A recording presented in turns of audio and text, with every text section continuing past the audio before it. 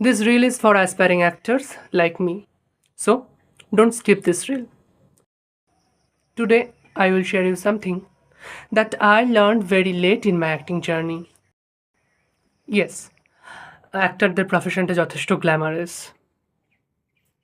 এবং 95% মানুষ Glamour, limelight, মানি এই কারণেই অভিনেতা হতে চায়।